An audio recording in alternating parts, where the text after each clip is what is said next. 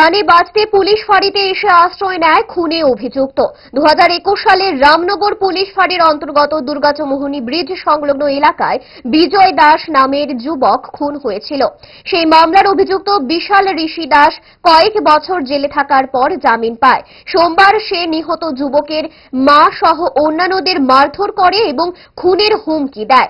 তখন এলাকাবাসী তার পেছনে ধাওয়া করলে সে রামনগর পুলিশ ফাঁড়িতে এসে আশ্রয় নেয়, যদিও পুলিশ তাকে আটক করেছে।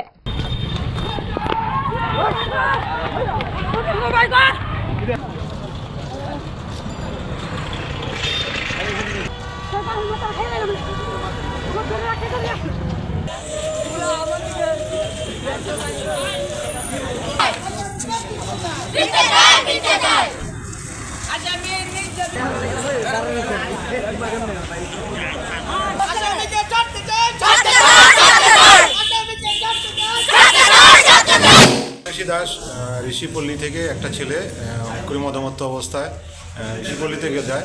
তো ওর বিরুদ্ধে 2021-এ একটা মার্ডার কেস হয়েছিল। তো কিছুদিন আগে সে জামিন পেয়ে যায়। তো এলাকাতে যখন যায়, কিছু লোক তাকে যখন জামিন পায়, কিছু মদমত্ত অবস্থা হইচই করে, এতে এলাকার লোকজন ক্ষিপ্ত হয়ে যায়। তো তারাও পিছু করে পুরা থানাতে এসে পড়ে। এরপরে আমরা যতটুকু সম্ভব আমরা প্রিভেন্ট করার চেষ্টা করি, ওকেও আমরা আটক করি এবং মেডিকেলের জন্য পাঠানো হয়েছে।